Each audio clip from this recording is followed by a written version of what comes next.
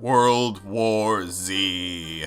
It's a story of one man who somehow makes his way around the world and saves everyone from the zombie apocalypse in a series of accidents. This is that guy and his boring, annoying family. There are his two interchangeable daughters who get hardly any character development, his wife that means well but that doesn't make her any less of a bitch, and then our protagonist himself who always seems to have that expression on his face that says, "I don't give a fuck, I know I'm the protagonist, I don't have to worry about shit." Luckily, the movie wastes little time trying to make us care about the bland family and gets right to the action, even though our protagonist still doesn't look like he gives a shit. Then something randomly explodes and that gets their attention for a few seconds. Like good parents, they yell at their kids to stay calm, and their daughter's just like, "I'm having none of this." Then out of nowhere, this guy shows up and gets all of the attention. Clearly, he must be an important character. He wastes no time and jumps into a nearby car. "I'm gonna be the hero." "The fuck are you?" "Don't worry, I got this." "Rawr, I'm a zombie or something." "Ah, fuck no, screw this, I'm out, fuck." "Wait, no, come back." And then he gets attacked and bitten by a zombie. "Oh no, I'm a zombie now." Okay, this random cutaway to some guy might seem pretty stupid, but it actually does serve a purpose for showing how quick a person turns into a zombie after being bitten, so there's that. Anyway, our protagonist then steals this RV because why not? Shit's really fucked now, so why not throw in some Inception blahs just to show how fucked it is. Blah! Anyway, our protagonist still gives no fucks as he drives this stolen RV, and one daughter's having an asthma attack or something, but who really cares? Government man calls our protagonist because apparently he's a really big deal. Then they arrive at New Jersey, which luckily doesn't seem to be affected by the zombies. He finds a convenient gun in the RV, and then they head off into a store to look for supplies, and he shoots a guy and whatever, but more importantly, why the fuck does this guy here have so much Sierra Mist? That's another thing about this movie, there's product placement everywhere. Anyway, they find their stolen RV has been stolen, and his wife gets really excited about some specific apartments. More shit explodes, but this guy doesn't care. Of course, one girl runs off on her own. When they find her, she's found a family that's been hiding out. "Oh, hey man, can we come in?" "Oh, thanks, okay, everyone in, come on, come on."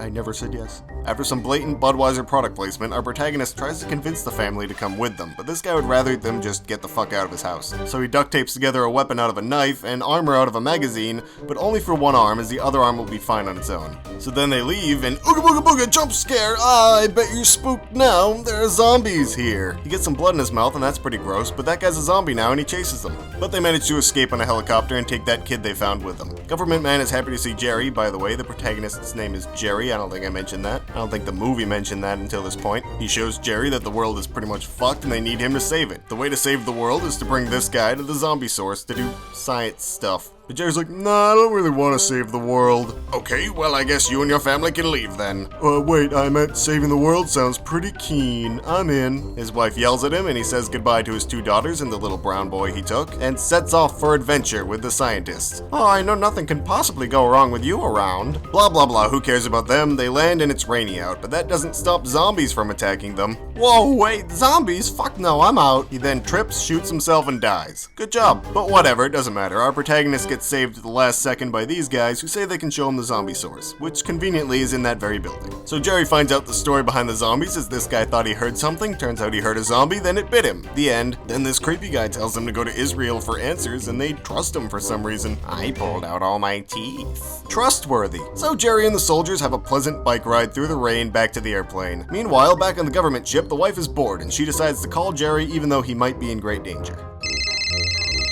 Oh shit, my phone. The zombies hear the noise and attack them all. Did I mention the zombies are attracted to noise? Well, they are. This cool guy gets bit and shoots himself. His last words were, "Why didn't you put it on silent, you piece of shit?" "Oh, hey honey, how are you? I tried calling earlier. Is everything alright?" "Oh yeah, it's fine. No one got killed from your bullshit or anything." A nuke blows up outside, but our protagonist still doesn't give a shit. I do have to give this movie some credit. They call it World War Z, and they really do travel the world. Anyway, in Jerusalem, Jerry meets up with the leader and asks how they knew about the zombies. And he answers by saying he didn't know, it was just a hunch. A hunch that they built a fucking massive wall for in less than a week. But then this bitch ruins it with some karaoke. The zombies don't like the singing and use themselves to make a giant fucking ladder to climb climb over the wall. Well, that sucks. Zombies ain't care about this kid, and that is important. Make sure you remember this scene. This soldier woman gets bit, so our hero quickly hacks off her hand with one knife swing, and they become best friends. There's no way zombies can take down a helicopter. I'm sure they're fine. The pilot that brought him here pieces out before Jerry gets back because he's sick of this shit, so they take this plane instead. These pilots just know they're gonna die when the protagonist gets on. I can't believe you cut my hand off. I really don't care. Whoa, looking outside just gave me a sudden epiphany about how to save everyone. Jerry calls the government guy, but says he doesn't have enough time to explain what the epiphany was about. This little dog knows something's up, and it's the classic zombie hiding in the bathroom trick. So now shit's going down on the plane too, but our protagonist gets a brilliant idea. Let's throw a grenade in the plane. Oh boo, I'm gonna get you. The grenade blows up and everyone flies out of the plane except for the characters that actually matter. A close dodge and they stick the landing. Everyone's dead, but he's fine, it's just a scratch. Oh, maybe not. But hey, at least they made it to their destination. Nice of the zombie to wait in the bathroom that whole flight before popping out. Oh, and she survived too, so that's good. Helped drag his ass there. Government man hasn't got a text back from Jerry in a while, so he tells his family they have to leave. Oh, some time passes and Jerry wakes up in a strange bed with a man standing over him. Who are you? I'm the doctor.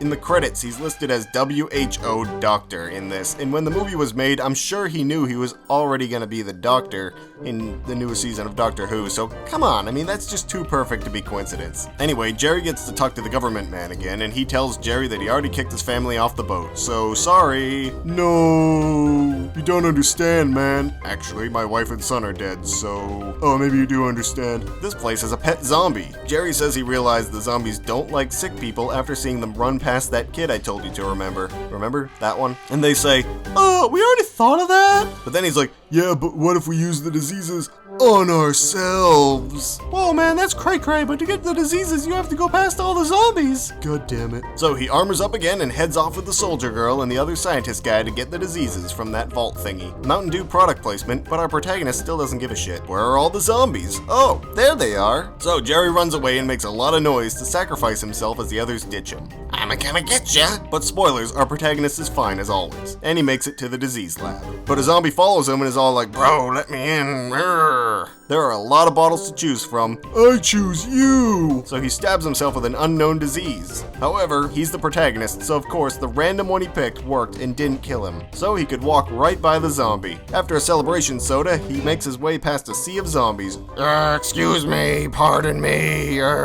In the end, not giving a fuck finally paid off. So that's it, humanity is kinda saved. We get a little monologue and some stock footage to celebrate, and yeah, the end.